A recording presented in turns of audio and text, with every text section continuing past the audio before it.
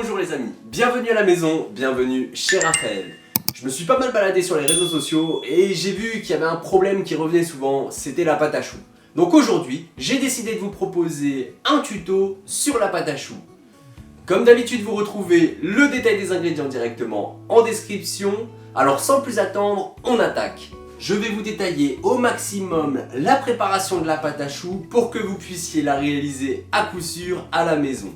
On commence directement par les œufs et pour cela, je prends un récipient que je viens mettre directement sur ma balance. Je fais la tare et c'est parti, je mets mes œufs. Alors pour cette recette, il vous faudra 250 g d'œufs. Donc sachant qu'un œuf représente en général à peu près 50 g.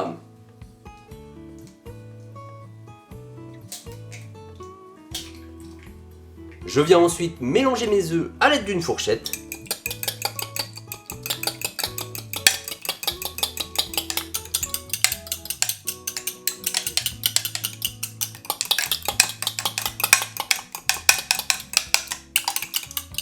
Une fois le mélange homogène, je viens les verser dans un récipient pour obtenir précisément mes 250 g.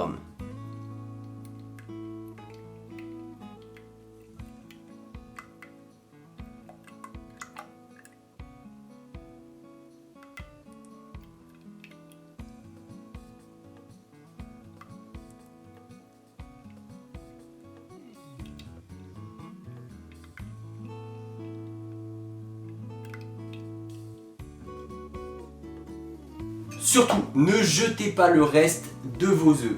Potentiellement, ça pourra vous servir après ou dans une autre préparation. Maintenant, on va préparer notre panade. Et je commence par verser mon eau dans une casserole, le lait, ainsi que le beurre.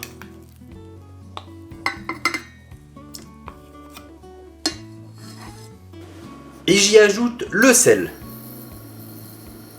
Et c'est parti à feu moyen. Le but étant que le beurre fonde doucement avant que la préparation commence à bouillir.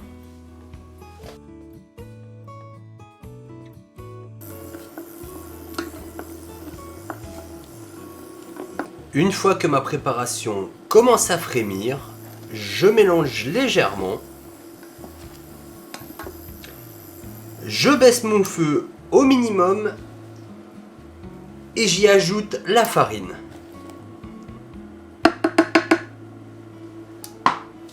Et je mélange pendant à peu près 1 minute jusqu'à obtenir une panade bien formée.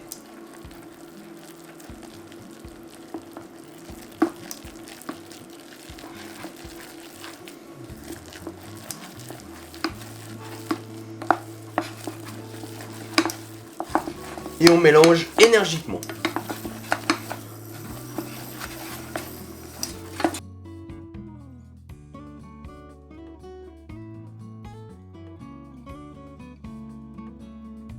Une fois que ma panade se tient bien et que je peux réaliser une boule avec celle-ci, je coupe ma plaque.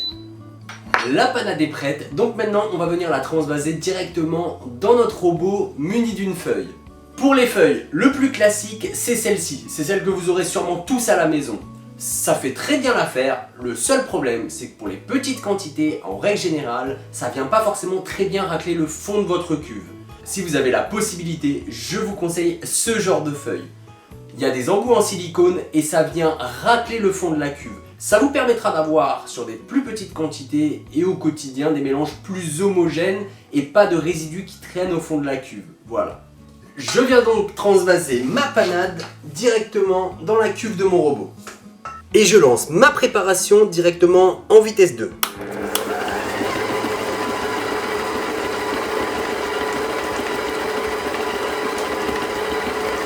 Je prends mes 250 g d'œufs que je viens verser en filet.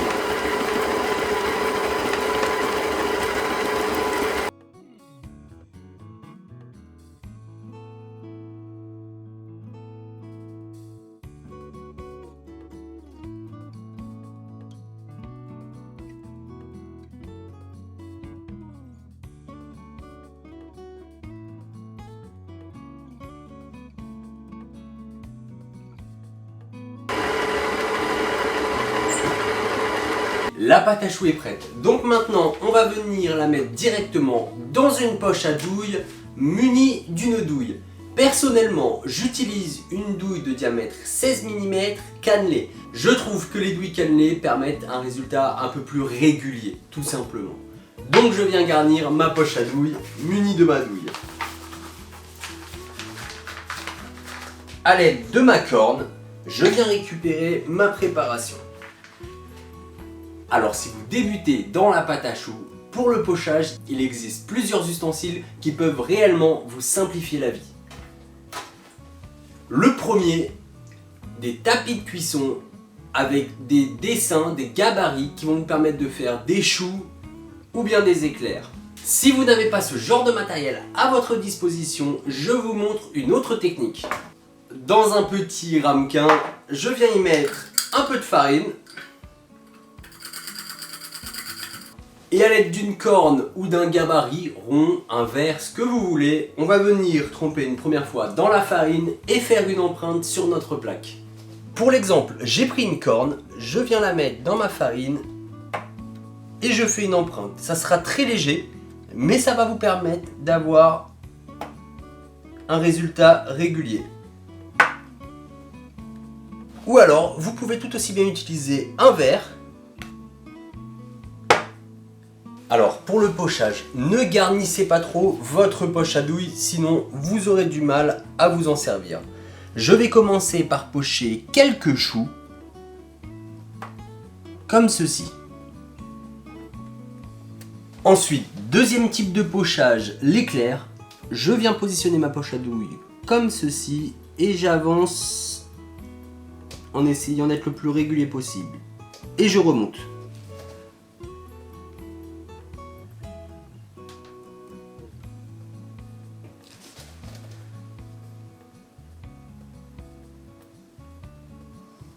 Et enfin, le dernier pochage, le Paris-Brest. On vient faire une jolie couronne.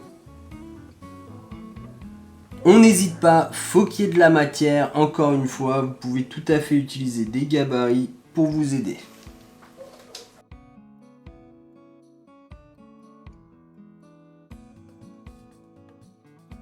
Notre pâte à choux est prête à être enfournée, donc maintenant, direction le four pendant à peu près 35 minutes à 185 degrés en chaleur fixe. Et on n'oublie pas, pendant la cuisson, on n'ouvre surtout pas le four, sinon ça ferait retomber notre pâte à choux.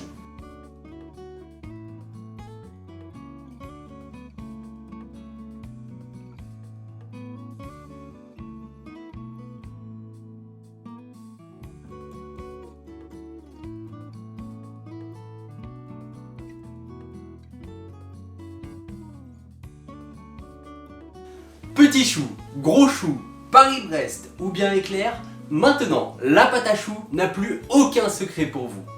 Donc maintenant, place à votre imagination et à votre gourmandise pour les garnir. Et si t'as aimé la vidéo, n'hésite pas à t'abonner et à la partager. Et moi je vous dis à la semaine prochaine, salut! Abonne-toi à la chaîne en cliquant juste au milieu. Tu peux également me suivre sur les réseaux sociaux. Et si la vidéo t'a plu, n'hésite pas à lâcher un pouce bleu. Allez, salut!